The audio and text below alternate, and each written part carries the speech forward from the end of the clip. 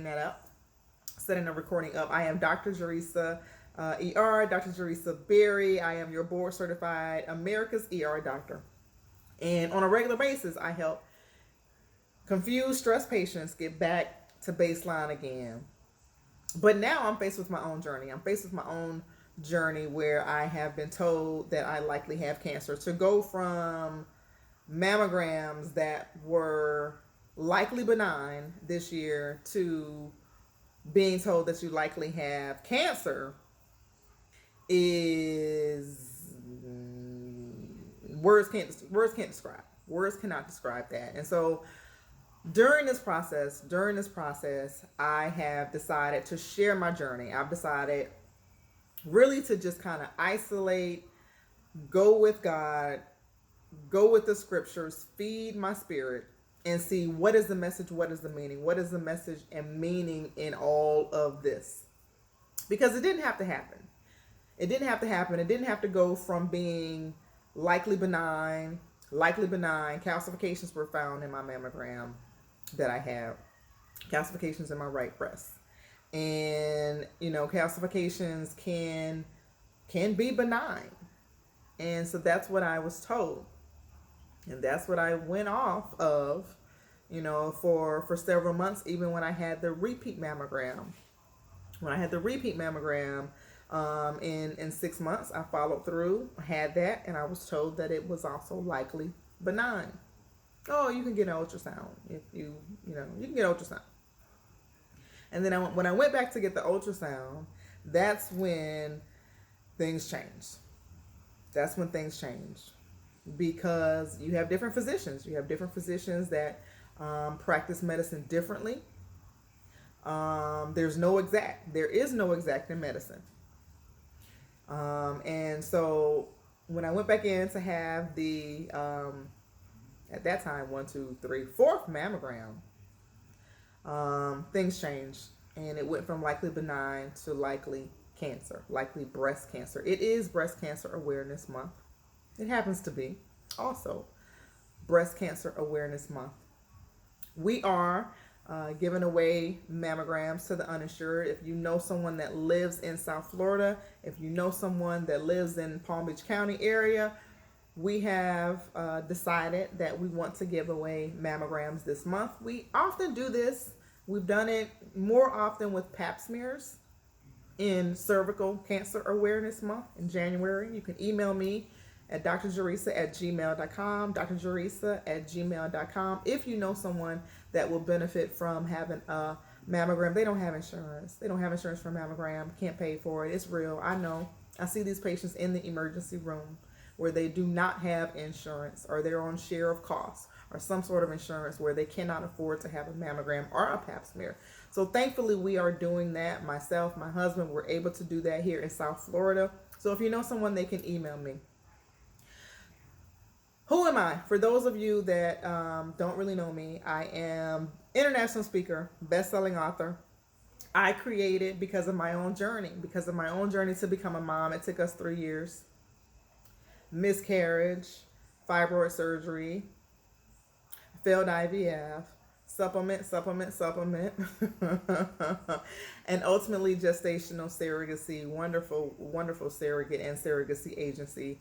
It was a journey. It was a 3-year journey. So because of my own journey, we also decided to create it. We founded Secure Fertility that gives women the chance to own their biological clock and check their biological clock through the app directly.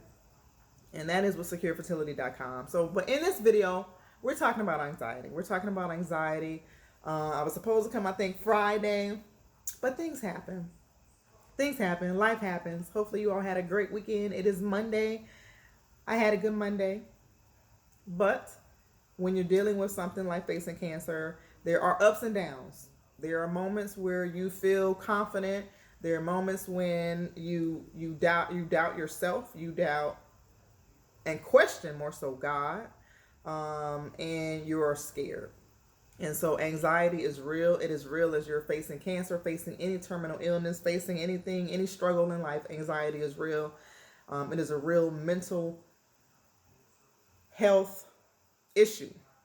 And I'm glad to be talking about it. I have relied on meditation and prayer to guide me in this message and meaning for what I'm doing. You know, how am I able to check that anxiety, put it in check, so that way it does not consume you. We're not talking about Xanax, okay? Not Ativan, not Klonopin, not citalopram, not Celexa, not the glass of red wine, not CBD hemp. Love CBD hemp, but not that. Not medication. What else is it that you can do when you are facing anxiety? When you are facing anxiety. And so there are three things. There are three things that I'm going to share with you that has helped me through this journey.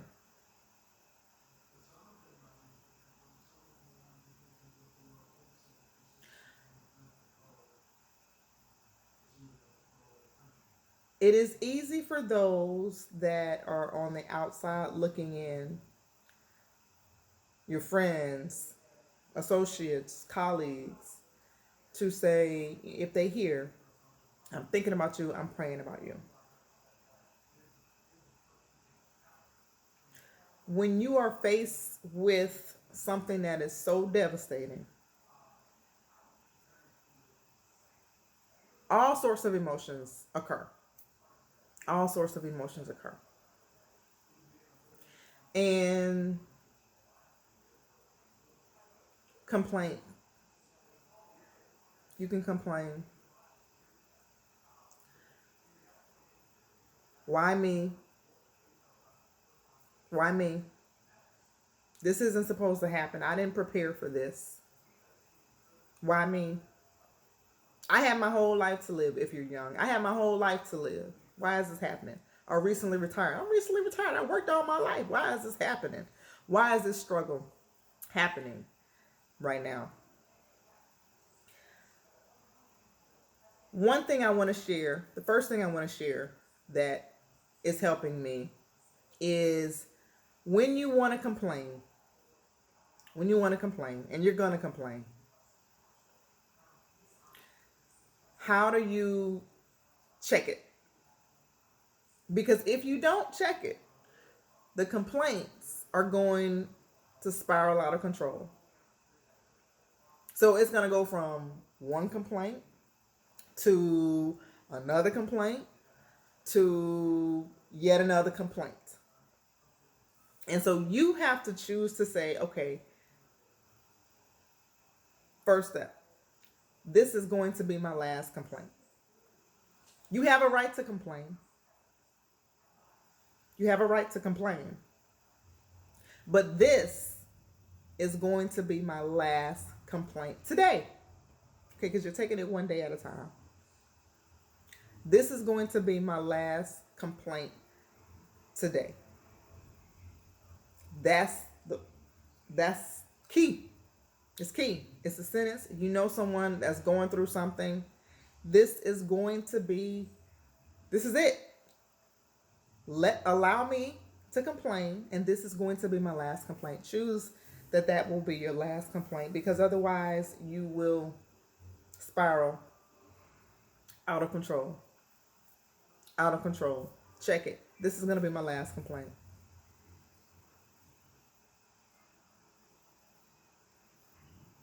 Another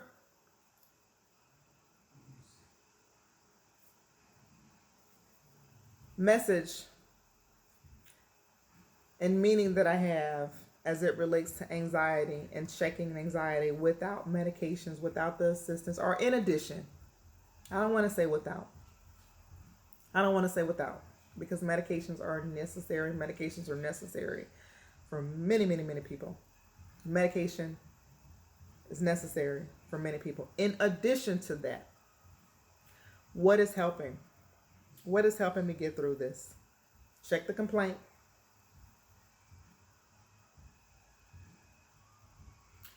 Also, when you think about the future, Now, a lot of us like to think about the future, right? We want to plan, we want to have everything in order. And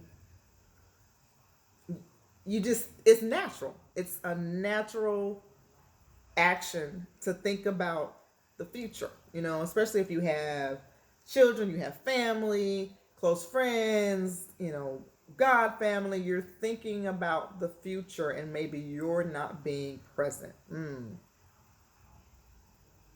You're not being present in the future.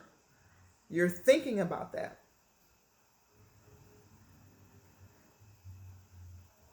And that thought process, that future mindset, it's great to have a future mindset. But it's not so great to have a future mindset when you're trying to tackle and handle anxiety, when you're facing something like a terminal illness. That future mindset can cause your anxiety to increase. It can cause your anxiety to increase. This is one time when my message is that future mindset,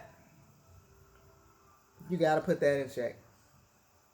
You cannot focus on the future as you normally would. You cannot focus on the future in order to get through anxiety. Yes, we're hopeful. Yes, we're thinking about the best. We hope for the best. But if you focus on the future,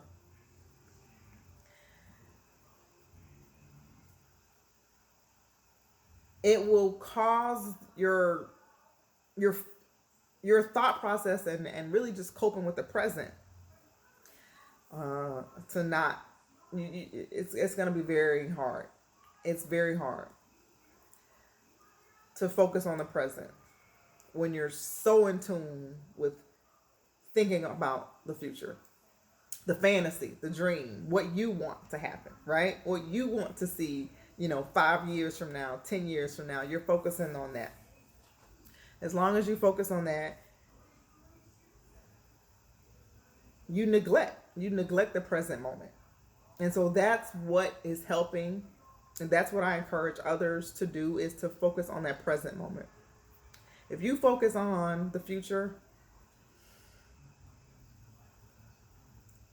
anxiety builds. Anxiety builds because it's a natural emotion. It's a natural emotion to start to then feel scared because you feel as though you may not be present. You may not be present when you're facing something like cancer.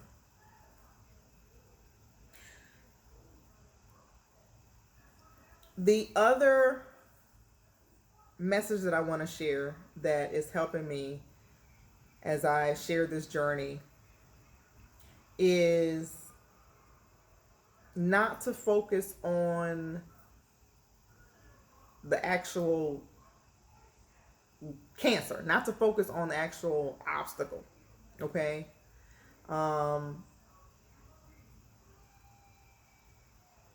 My husband can attest that there is a moment where I had talked to another, and she was a breast cancer survivor. And you would think that talking to a breast cancer survivor would cause you to feel safe, that it would maybe give you some comfort. No, it didn't. It didn't. Talking to her, listening to her situation and her journey, for me, it gave me anxiety. It gave me anxiety to hear the details that of her situation. That's natural, though. It's natural. There's nothing wrong. There's nothing wrong when your emotions, maybe can start to take care, or you maybe have a negative thought. That there is nothing wrong with that. That's going to happen. My message is, how are you going to take control of it, and what am I doing to take control of that when it occurs? Because it's going to happen. It's going to occur. How do you keep it in check when it happens? For me, the anxiety, the nervousness, I have a child, when you are also a parent, to think that you are going to possibly leave your child, nothing can describe that. I really have no words to describe the thought that comes about when you feel as though you may leave your child, your young child. You know, my son, 15 months, you know, leaving my son that I struggled, prayed, worked so hard for 3 years to have, and, you know, finally become a mom, and just like that. It's Pregnancy and Infant Loss Awareness Month, too. It is Pregnancy and Infant Loss Awareness Month. I have to say that, and that is the message. I did a live. What was it, yesterday? My days get mixed up. I think I did a live yesterday in the Secure Fertility and Faith group where I talked about coping with Pregnancy and Infant Loss Awareness Month. But yes, when you are a new parent or a parent in general, you know, to the thought that you may not be present in the future, anxiety, and it's natural. It's natural. So don't fear, don't feel upset, don't feel doubtful, don't feel, oh my God, oh woe is me, because you have those thoughts that come about. Don't feel less even of a believer or a Christian because you have those thoughts that that come about.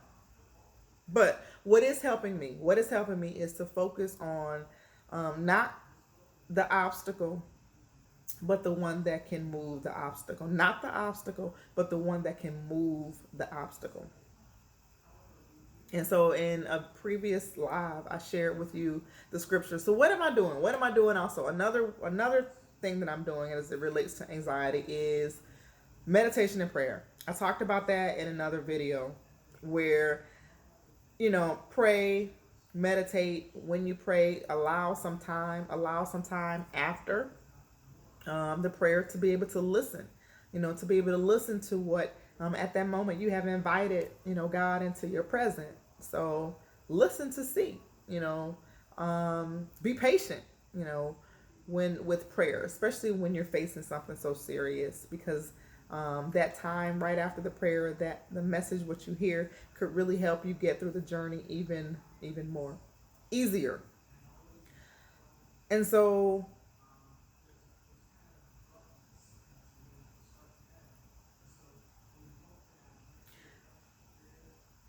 developing a ritual is key. It's key. It's key to be intentional. That's like a word now. You know, there's some words that people just use more often now. I feel like that's a word that's just kind of used, but it's not cliche. You really do want to be intentional. If you're just wandering, you know, moseying around, you're going to cry. You're going to have moments of crying. And that's also, you know, owning the next hour. You know, what you have to decide, okay, I'm going to cry right now, but I'm going to own the next hour. These tears are not going to go in the next hour. It's going to stop. Give me my moment, but these tears are not going to go into the next hour. These tears are not going to go into the next hour. You're going to cry. Believers, faith, churchgoers, singing in choir, deacons, you're going to cry. You're going to feel doubt. It's a natural emotion. Get it in check. Get it in check. It ends the next hour. It ends the next hour. Ritual. Whatever it is, whatever you choose to do, whatever you like to do. You know, writing something on the mirror, you know, something you're thankful about. That's key. You have a lot to be thankful. Just because you are facing cancer, just because you're facing a struggle or, you know, something so difficult that you feel that you can't handle, just because you're facing that doesn't mean that you don't have anything to be thankful for. Because for me, I realized that God has blessed me. God has blessed me time and time again. And so what am I going to choose to believe in this moment? Every struggle has meaning. Every struggle has meaning. What am I going to choose to believe in this moment?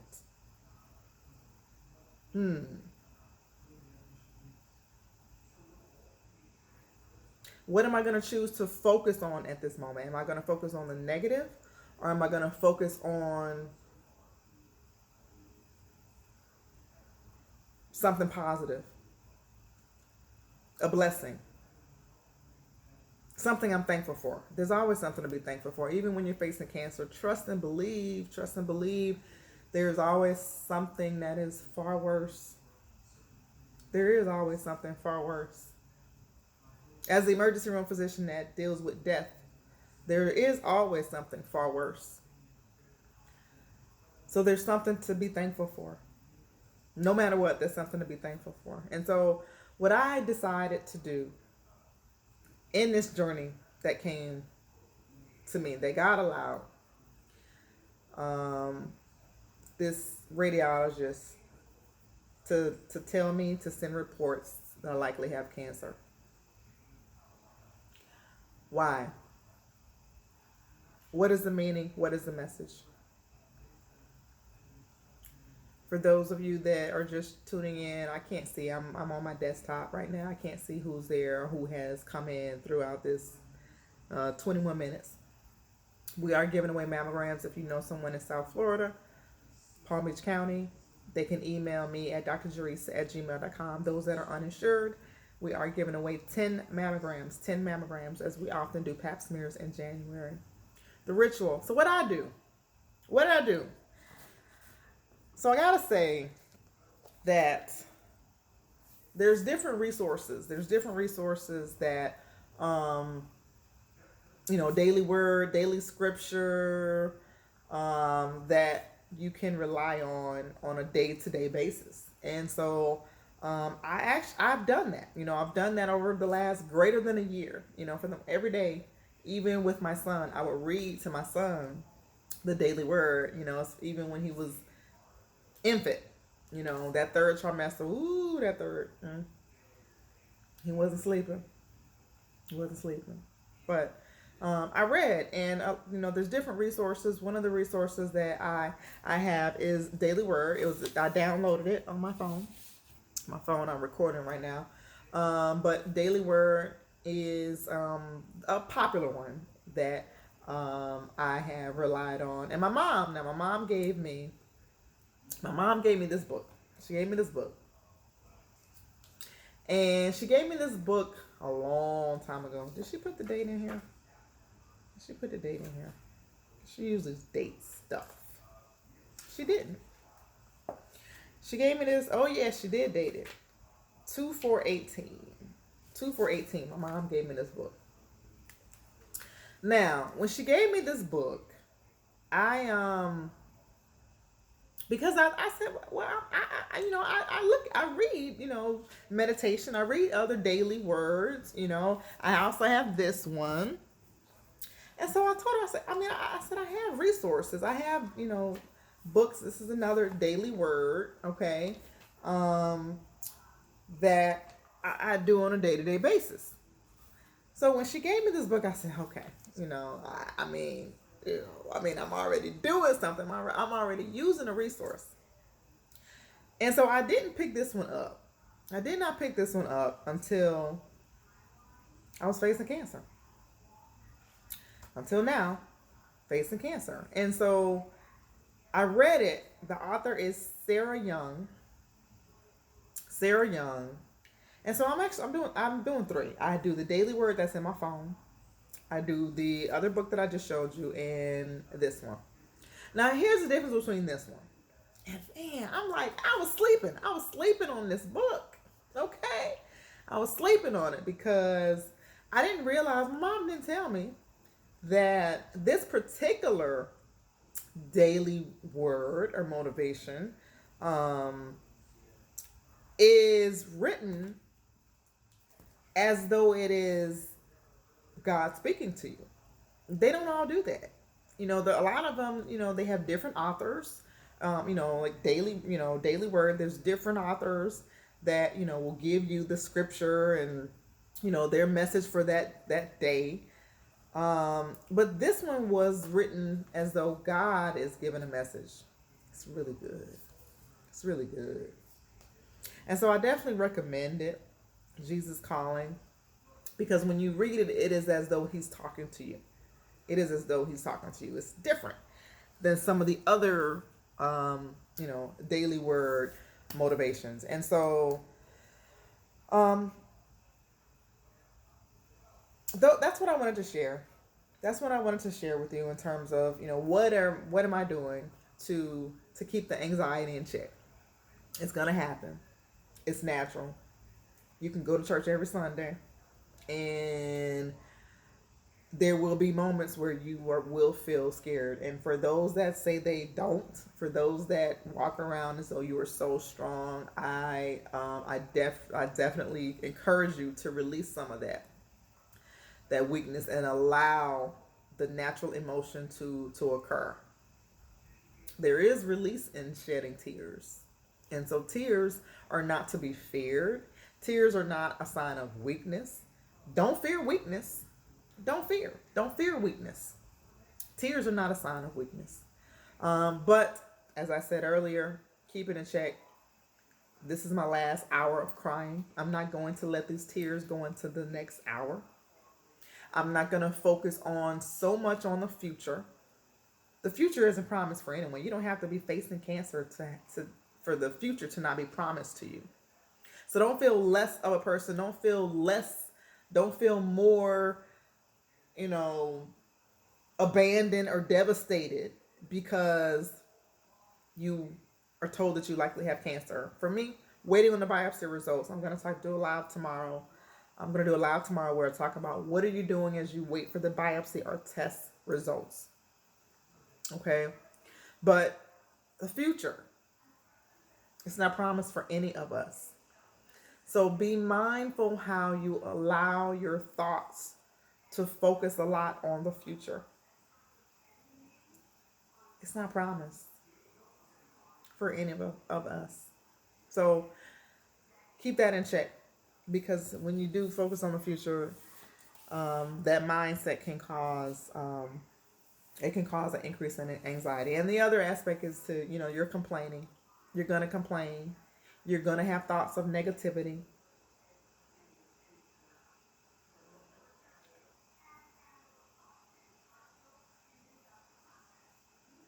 But keep it in check. Keep the complaints in check.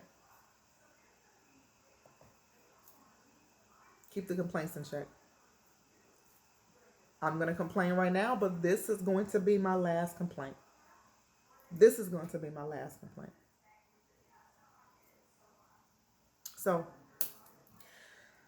thank you for tuning in. I am Dr. Jerisa Berry, and remember to not focus completely on the obstacle.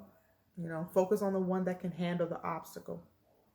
Focus on the one that can handle and move that obstacle versus focusing so much on the obstacle. Some say there's beauty in the destination. Some say there's beauty in the journey.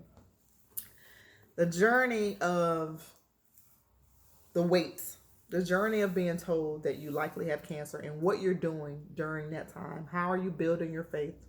What are you relying on? What rituals are you establishing to help you get through, whether you end up having it or not?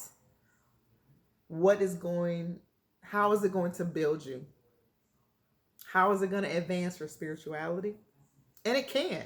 It can. You do not have to be the same person, and you shouldn't be the same person.